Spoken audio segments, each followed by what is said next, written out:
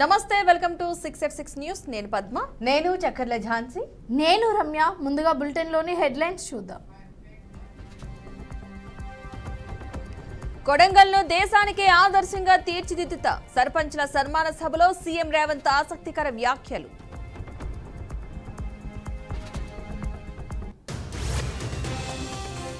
స్వర్ణాంధ్ర లక్ష్యాలు 10 సూత్రాల అమలుపై సీఎం సమీక్ష. సుస్థిరాభివృద్ధి కోసం చంద్రబాబు కీలక సూచనలు.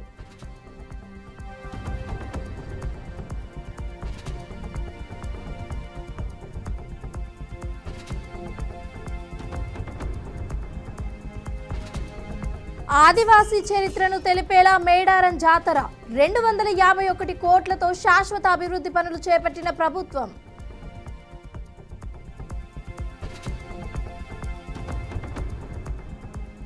ఊపిరాడక చేస్తుంటే ఎయిర్ ప్యూరిఫైర్లపై జీఎస్టీ వేస్తారా? కేంద్ర ప్రభుత్వంపై ఢిల్లీ హైకోర్టు సీరియస్.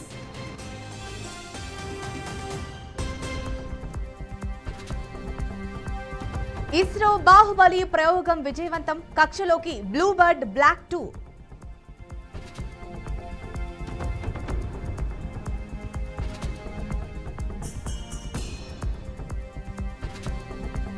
ఆ 2 పదాలు వాడినందుకు క్షమించండి. కామెంట్లపై వివరణ ఇచ్చిన నటుడు శివాజీ.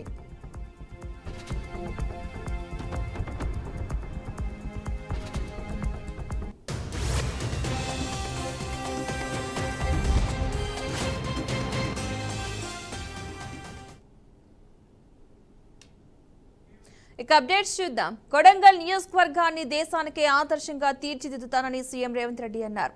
ఇవాళ నారాయణపేట జిల్లా కోస్గి పర్యటన సందర్భంగా కొత్తగా ఎన్నికైన సర్పంచ్లను ఆయన సత్కరించారు. దేశ పునాదులు గ్రామాల్లో ఉన్నాయని గాంధీ చెప్పారని, గ్రామాలు అభివృద్ధి చెందినప్పుడే దేశం అభివృద్ధి చెందుతుందని అన్నారు.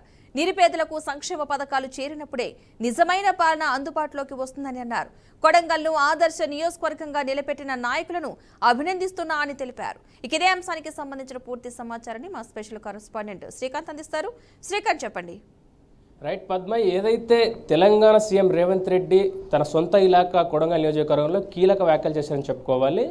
అయితే ఇవాళ ఏదైతే సర్పంచులకు సంబంధించి ఇటీవల జరిగిన సర్పంచ్ ఎన్నికల్లో 3 విడతలు జరిగినటువంటి సర్పంచ్ ఎన్నికలు ఎవరైతే గెలుపొందారో అంటే కాంగ్రెస్ పార్టీ బలపరిచినటువంటి సర్పంచ్లు ఎవరైతే వాళ్ళందరితో కూడా ఇవాళ సన్మానం అంటే వారికి ఒక సన్మాన కార్యక్రమం ఏర్పాటు చేసి ఆ సన్మాన కార్యక్రమంలో సీఎం రేవంత్ రెడ్డి పాల్గొనడం జరిగింది. అయితే ఈ సందర్భంగా చాలా కీలక వ్యాఖ్యలు చేశారు. అంటే ఏదైతే ఈ కొడంగల్ నియోజకవర్గాన్ని దేశంలోనే ఆదర్శ నియోజకవర్గంగా తీర్చిదిద్దుతున్నట్టు కూడా అట్ ద సేమ్ టైం అక్కడే ఏదైతే గ్రామాలు అనేటివి దేశానికి పట్టుకొమ్మలుగా ఉంటాయి కాబట్టి ఆ గ్రామాలు ఎప్పుడైతే అభివృద్ధి చెందుతాయో ఆ తరువాతే అంతే స్థాయిలో కూడా దేశం కూడా అదే రకంగా అభివృద్ధి చెందుతాను అనే విధంగా ఆయన మనం మాట్లాడడం జరిగింది. దాంతోపాటు కూడా ఏదైతే ఇటీవల ఏదైతే గత 2 రోజుల క్రితం ఏదైతే మాజీ సీఎం కేసీఆర్ చేసినటువంటి వ్యాఖ్యలను కూడా ఆయన గుర్తు చేసే ప్రయత్నం చేశారు. అటు మహబూబ్ నగర్, రంగారెడ్డి, ఈ నల్గొండ జిల్లాల్లో వెళ్ళిన సభలు పెట్టుకొని చేసేదేమీ లేదంటూ కూడా ఆయన పైన విమర్శలు సంధించే ప్రయత్నం చేశారు. సో ఒకవేళ మీరు పెళ్లి పెట్టుకొని ఏం చేసినా చేసుకోండి, మా ప్రభుత్వం కూడా రానున్న ఏదైతే 2029 సంవత్సరంలో కూడా కాంగ్రెస్ ప్రభుత్వం వస్తుందంటూ కూడా ధీమా వ్యక్తం చేసే ప్రయత్నం చేశారు. అయితే ఇక్కడ ఒక కీలక అంశం మనం అబ్జర్వ్ చేయాల్సిన అవసరం ఉంది.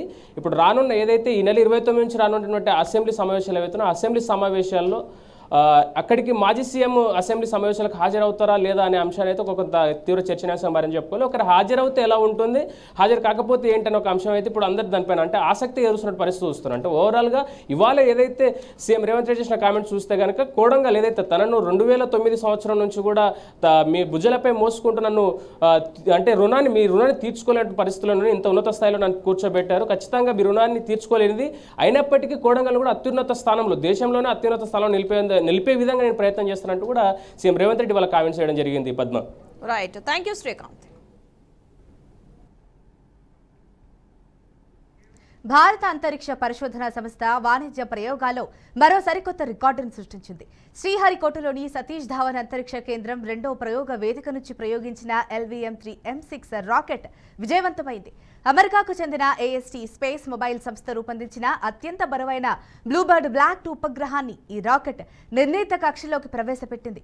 ప్రయోగం ప్రారంభమైన కేవలం 17 నిమిషాల్లోనే 3 దశలను పూర్తి చేసుకుని ఉపగ్రహాన్ని భూమికి 520 కిలోమీటర్ల ఎత్తులో లో ఎర్త్ ఆర్బిట్ లోకి చేర్చింది. ఈ ఉపగ్రహం బరువు సుమారు 6100 కిలోలుగా ఉంది.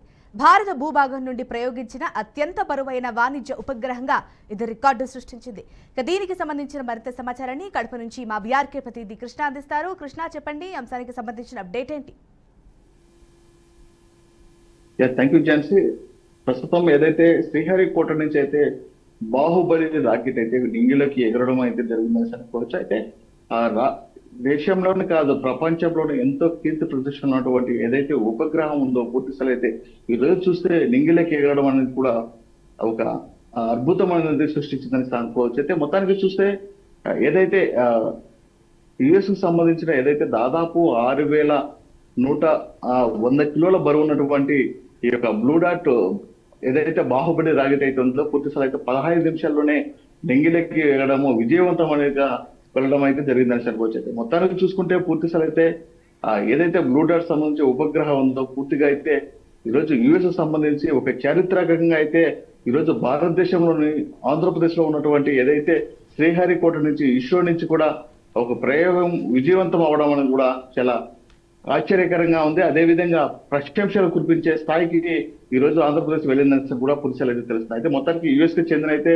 ఆ బ్లూ డాట్ ఉపగ్రహం ఏదైతే ఉందో నింగిలోకి ఎగరడం, అదే విధంగా ఏదైతే ఒక విజయవంతంగా దాదాపు 15 నిమిషాల వ్యవధిలోనే ఆ నింగిలోకి వెళ్ళడం అనేది కూడా ఒక ఎక్సలెంట్ గా ఈ యొక్క వెళ్ళడం అనేది జరిగిందని అనుకోవచ్చు. అయితే మొత్తానికి చూసుకుంటే బ్లూ డాట్ సంబంధించి కావచ్చు పూర్తిగా అయితే విజయవంతమైందని కూడా తెలుస్తుంది. అయితే మొత్తానికి ఏదేమైనప్పుడు కూడా 15 నిమిషాల వ్యవధిలో అయితే ఈ రోజు అయితే నింగిలోకి ఎగరడం, అదే విధంగా పూర్తిస్థాయి అయితే ఉపగ్రహాలు ఏవైతే మనం చూసాము ఇదివరకే గతంలో కూడా ఏదైతే పూర్తిస్థాయి అయితే అమెరికాకు చెందినటువంటి బ్లూ డాట్ సంబంధించి కావచ్చు, అదే విధంగా పూర్తిగా అయితే ఈ రోజు అయితే బాహుబలి ప్రయోగం అయితే విజయవంతమైందని కూడా పూర్తిస్థాయి అయితే మనకు తెలుస్తుంది. అయితే ఈ యొక్క ఉపగ్రహాల వల్ల కూడా ప్రజలకు కావచ్చు, అదే విధంగా సమాచారాలకు సంబంధించి కావచ్చు, అనేక విషయాల్లో కూడా ఈ రోజు అయితే ఇస్రో శాస్త్రవేత్తలు కావచ్చు, అదే విధంగా బ్లూ డాట్ సంబంధించి కావచ్చు, ఉపగ్రహం సంబంధించి కానీ అన్ని విషయాల్లో కూడా ప్రతి రాకెట్ సంబంధించి కూడా ఏదైతే పూర్తిస్థాయి అయితే వెళ్లే కొద్ది కూడా ఒక విడతల వారిగా ఒక ఏదైతే హోల్స్ లాగా వెళ్ళడం అనేది కూడా ఒక ఆశ్చర్యకరంగా, అదే విధంగా 15 నిమిషాల్లో పూర్తిస్థాయి అయితే నింగిలోకి వెళ్ళడం అనేది ఒక అద్భుతమైన విజయం అని కూడా పూర్తిస్థాయి అయితే ప్రజలు కూడా ఆకాంక్షిస్తున్నారు. అయితే ఇప్పటికే భారతదేశంలో ఉన్నటువంటి ఏదైతే ఆంధ్రప్రదేశ్ లో మొట్టమొదటిసారి అయితే దాదాపు 6,100 కిలోల బరువు ఉన్నటువంటి రాకెట్ కూడా నింగిలోకి ఎగరడం కూడా ఒక ఆశ్చర్యకరంగా ఉంది. పూర్తిస్థాయి అయితే మనం చూస్తున్నాము ఏదైతే ఈ యొక్క ఇస్రో సంబంధించి కావచ్చు, అయితే పూర్తిగా ఇప్పటికే మనం చూసాము ఏదైతే ఇప్పుడే శ్రీహరికోట నుంచి కూడా నింగిలోకి ఎగరడం కూడా జరిగింది. అయితే ఏది ఏమైనప్పుడు కూడా పూర్తిస్థాయి అయితే ఇప్పటికే ఒక ఇస్రోకి సంబంధించి కేవలము భారతదేశంలోనే ఒక అద్భుతాన్ని సృష్టించిందని కూడా పూర్తిస్థాయి అయితే మనం చూస్తున్నాము. Jhansi, right, thank you Krishna for the update. Telangana రాష్ట్రంలో ఉమ్మడి వరంగల్ జిల్లాలో కొలవై ఉంది మేడారం పుణ్యక్షేత్రం. దట్టమైన అడవిలో ఉన్న ఈ క్షేత్రానికి ఎంతో ప్రసిద్ధి ఉంది. 2 సంవత్సరాలకు ఒక్కసారి మహాజాతర జరుగుతోంది. అయితే ఈసారి మాత్రం కని విని ఎరుగని స్థాయిలో ఉంటుంది అని ప్రభుత్వం చెబుతోంది. ఈ నేపథ్యంలో మేడారం చరిత్రలోనే తొలిసారిగా 251 కోట్లతో భారీగా అభివృద్ధి పనులకు శ్రీకారం చుట్టింది. గతంలో వేరువేరుగా ఉండే సమ్మక్క, సారక్క, గోవిందరాజులు, పగిడిద్ద రాజులు గద్దెలు ఇప్పుడు ఒకేసారి ఒకే వరుసకు వచ్చేస్తున్నాయి. అయితే ఇవాళ మేడారం పూజారులు పూజలు చేసి ఈ గద్దెలను ప్రారంభించారు. ఈ గద్దెలు ప్రారంభోత్సవంతో మేడారం సరికొత్తగా కనిపిస్తోంది.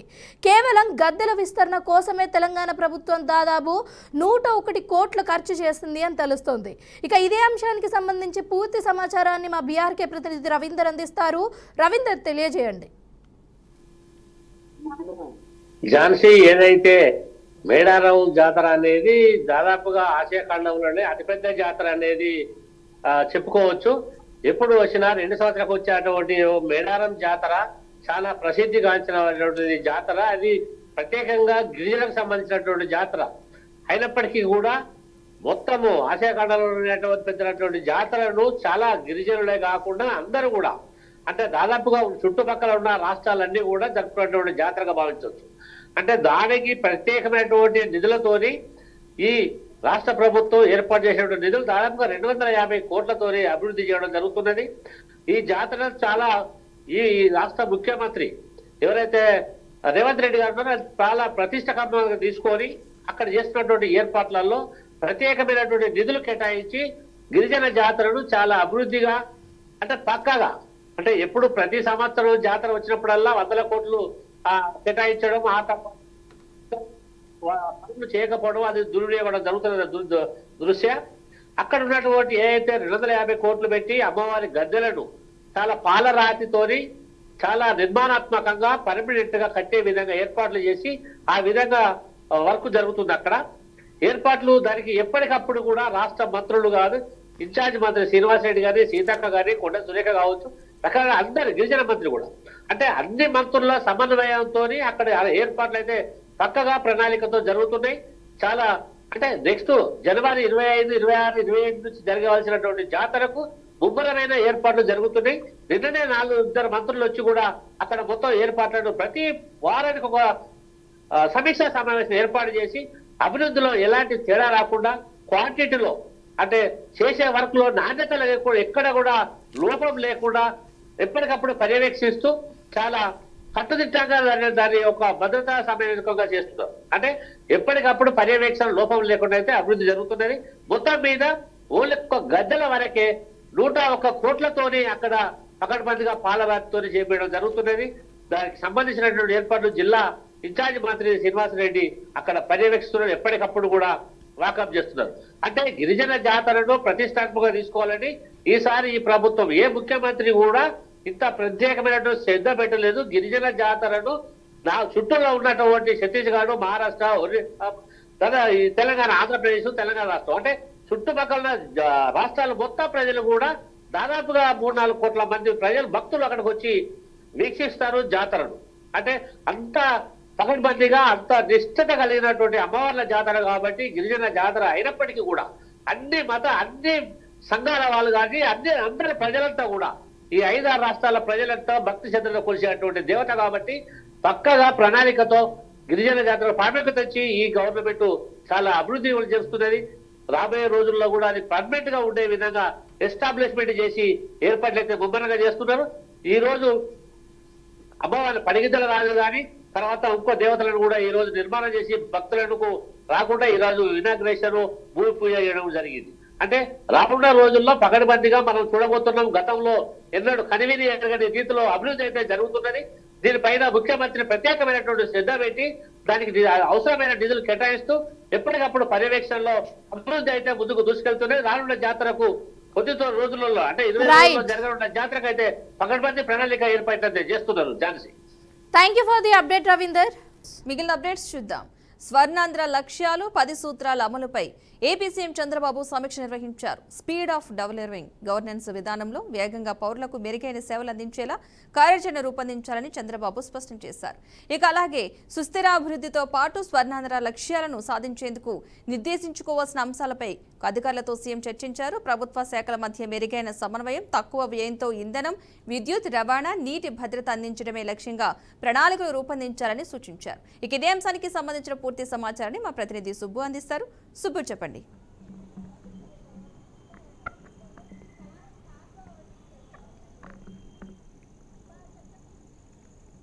ఓకే పద్మ, ఈరోజు ముఖ్యమంత్రి చంద్రబాబు నాయుడు అధికారులతో సమీక్షా సమావేశం నిర్వహించారు.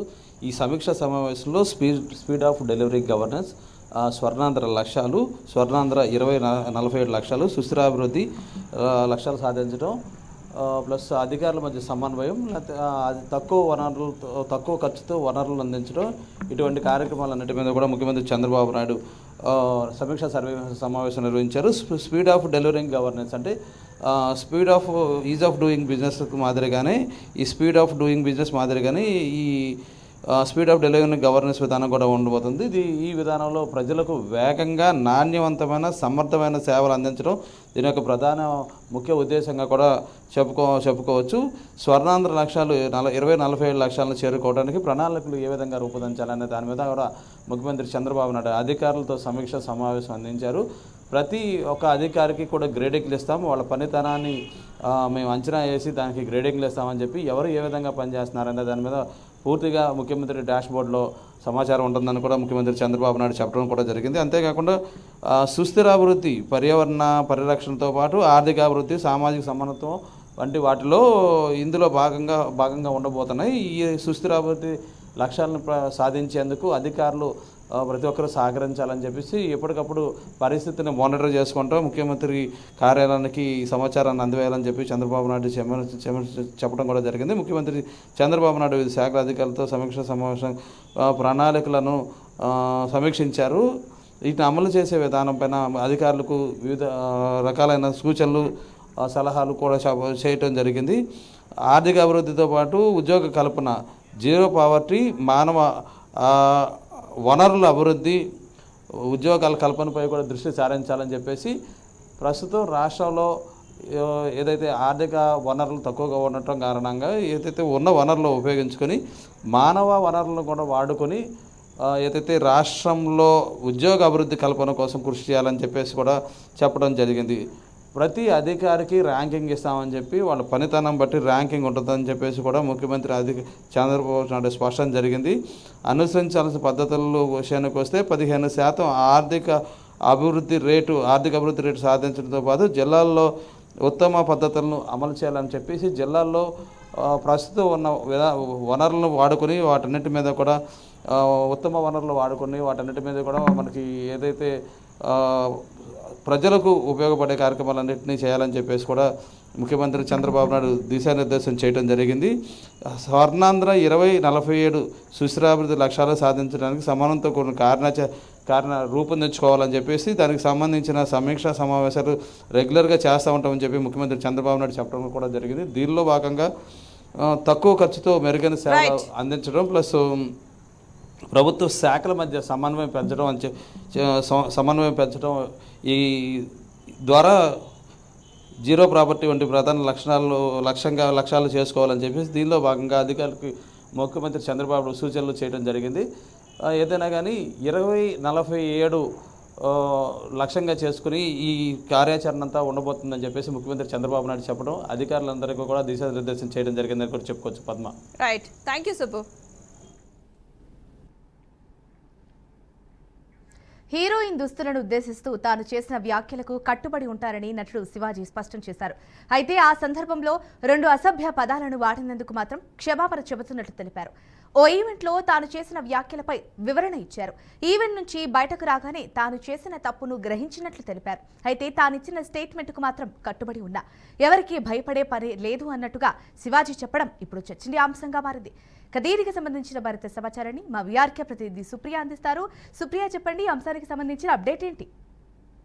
ఎస్ ఝాన్సీ, అయితే ఈ తరంలో చూసుకుంటే కూడా ఎక్కువగా సెలబ్రిటీస్ బయటికి వెళ్ళినప్పుడు మాత్రం ఇటు ఫ్యాన్స్ ఇబ్బంది పడుతున్న పరిస్థితి కూడా కనిపిస్తుంది. అయితే చాలా వరకు కూడా హీరోయిన్స్ బయటికి వెళ్ళినప్పుడు ఇటు ఫ్యాన్స్ ఇటు సెలబ్రిటీస్ పైన రావడము, దాంతో మాత్రం సెక్యూరిటీ ఉన్నప్పటికీ కూడా ఇబ్బంది పడాల్సిన పరిస్థితి చాలా వరకు కూడా చూసాం. అయితే తాజాగా కూడా చూసుకుంటే 2 హీరోయిన్స్ కూడా ఇదే పరిస్థితి ఏర్పడింది. అయితే దీనితో మాత్రం నిన్న శివాజీ దండోరా ప్రెస్ మీట్లో తను చేసిన వ్యాఖ్యలపైన మాత్రం ఆయన రియలైజేషన్ అయినట్టనే చెప్పాలి. అయితే తను ఏదైతే ఇటు సెలబ్రిటీస్ బయటికి వెళ్ళినప్పుడు మంచి బట్టలు దుస్తులు వేసుకోవాలని చెప్పడం, అయితే దానిపైన మాత్రం ఇప్పుడు ఇటు సెలబ్రిటీస్ పైన మాత్రం వాళ్ళ దుస్తుల పైన వ్యాఖ్యలు చేయడంతో మాత్రం ఇప్పుడు ఇండస్ట్రీలో దుమారం లేపుతుందని చెప్పాలి. అయితే చాలా వరకు ఇటు చూసుకుంటే అనసూయ కూడా దీనిపైన తాజాగా ఘాటుగా రెస్పాండ్ అయినట్టు కూడా రెస్పాండ్ అయినారు. అయితే ఇది ఇలా పెడితే నిన్న ఏదైతే కామెంట్స్ చేస్తారో దానికి ఈరోజు శివాజీ మరో ప్రెస్ మీట్లో అయితే క్షమాపణలు చెప్పారు. అయితే నిన్న తను చేసిన వ్యాఖ్యలు కూడా ఎవరిని ఇబ్బంది పెట్టాలని కాదు, 4 మంచి మాటలు చెప్తూ 2 మాటలు మాత్రం నోరు జారడంతో ఇది జరిగిందని చెప్తున్నారు. అయితే ఆయన ఏదైతే 2 మాటలు వాడారో ఆ తర్వాత కూడా చూసుకుంటే వాళ్ళ ఇంట్లో భార్య అవ్వచ్చు, లేదంటే పిల్లలు కూడా ఇబ్బంది పడ్డారు, అయితే బాధపడ్డారు.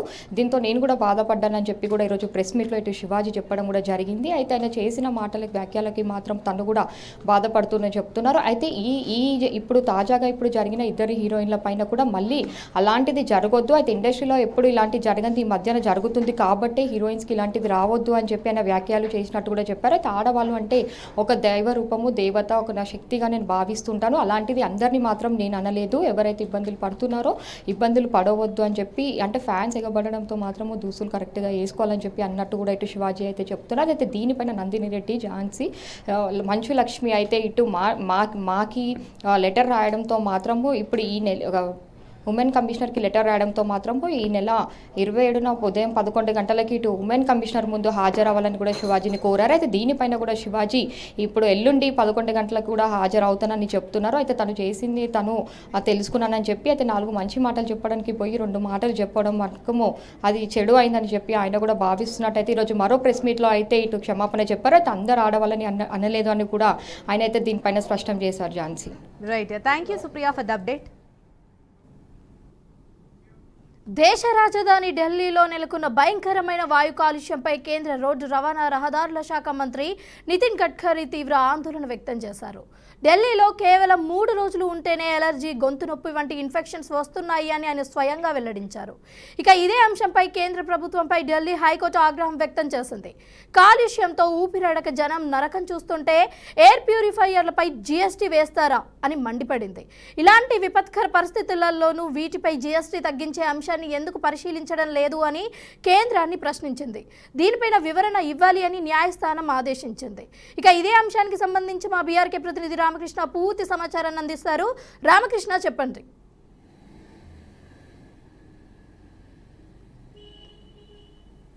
రమ్య, ఏదైతే ఢిల్లీకి సంబంధించి వాయు కాలుష్యానికి సంబంధించి ఈరోజు నితిన్ గడ్కరీ చేసినటువంటి వ్యాఖ్యలు ఏవైతే ఉన్నాయో కొంత దుమారం రేపినాయనే చెప్పుకోవచ్చు. మెయిన్గా చూసుకుంటే శీతాకాలం మొదలైందంటే చాలు ఏదైతే ఢిల్లీకి సంబంధించి దాదాపుగా 40% ఎక్కువగా వాయు కాలుష్యం నమోదయ్యే అవకాశం ఉంది. దానిలో భాగంగానే మొత్తం కూడా ఓవరాల్గా చూసుకుంటే కాలుష్యం విపరీతంగా పెరిగిందని చెప్పుకోవచ్చు.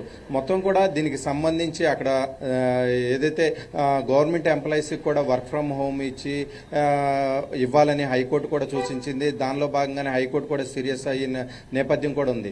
మొత్తం కూడా చూసుకున్నట్లయితే ఓవరాల్గా ఇది ఏదైతే కాలుష్యానికి సంబంధించి మాట్లాడుకోవాల్సి వస్తే అక్కడ ఉన్నటువంటి యమునా నది కూడా ఢిల్లీ చుట్టుపక్కల ఉన్నటువంటి స్టేట్స్ ఎక్కువగా యమునా నది ఉండటం వల్ల ఇక్కడ మనకన్నా కూడా ఎక్కువగా అక్కడ పంటలు పండించే అవకాశం ఉంది. మెయిన్గా చూసుకున్నట్లయితే ఏదైతే చెరుకు పంట కావచ్చు, గోధుమలు ఎక్కువగా పండిస్తారు. అక్టోబర్, నవంబర్ నెలలో ఆ పంటలు అయిపోతాయి. ఆ పంటలు అయిపోయిన తర్వాత వాటినన్నీ కాల్చేసిన నేపథ్యంలో ఎక్కువగా పొల్యూషన్ రూపంలో పొగ వచ్చి ఢిల్లీ చుట్టుపక్కల చుట్టుముట్టేస్తుంది ఎక్కువగా చూసుకున్నట్లయితే. సో అది కూడా కొంత ప్రభావం ఎక్కువగా చూపిస్తుంది. కాలుష్యానికి ముఖ్యమైన కారణం కూడా అది కూడా ఒకటి కావచ్చు. దాంతోపాటు ఓల్డ్ వెహికల్స్ ఏవైతే ఉన్నాయో డీజిల్తో నడిచేటువంటి వెహికల్స్ అవి కూడా భారీ ఎత్తున ఢిల్లీలో ఉన్నాయని కూడా చెప్పుకోవచ్చు. దాన్ని నియంత్రించడానికి గవర్నమెంట్ తగు చర్యలు కూడా తీసుకుంటుంది. అయినా కానీ దీనికి సంబంధించి పొల్యూషన్ కంట్రోల్ అవ్వని పరిస్థితి. మొత్తం కూడా ఓవరాల్గా చూసుకున్నట్లయితే చిన్నపిల్లలు కావచ్చు, పెద్దవాళ్ళు కావచ్చు, టోత్ ఇన్ఫెక్షన్ కావచ్చు, లేదంటే కోల్డ్ ఇలాంటివి ఎక్కువగా బారిన పడే అవకాశం ఉంది. నితిన్ గడ్కరీ కూడా ఈరోజు అవే దానికి సంబంధించి కూడా కామెంట్స్ కూడా చేశారు. మొత్తం కూడా ఓవరాల్గా చూసుకున్నట్లయితే ఏదైతే హైకోర్టు సీరియస్ అయిందో పొల్యూషన్ కంట్రోల్ చేయాల్సింది. గవర్నమెంట్ ఎంప్లాయీస్ కూడా వర్క్ ఫ్రమ్ హోమ్ ఇవ్వాలి, ప్రైవేట్ ఎంప్లాయీస్ కూడా వర్క్ ఫ్రమ్ హోమ్ ఇచ్చి కొంత ఏదైతే రోజు తిరిగే వాటికన్నా 20%, 30% వెహికల్ అనేది స్టాప్ చేస్తే కొంత పొల్యూషన్ కూడా కంట్రోల్లో ఉంటుందనే ఉద్దేశంతోనే ఇలాంటి నిబంధనలను కూడా తీసుకొచ్చే అవకాశం ఎక్కువగా కనిపిస్తుంది. Ramya, thank you for the update Ramakrishna. ఇక ఇవి 6 at 6 న్యూస్ అప్డేట్స్. మరిన్ని అప్డేట్స్ కోసం చూస్తూనే ఉండండి బీఆర్కే న్యూస్, తెలుగుడి సత్తా.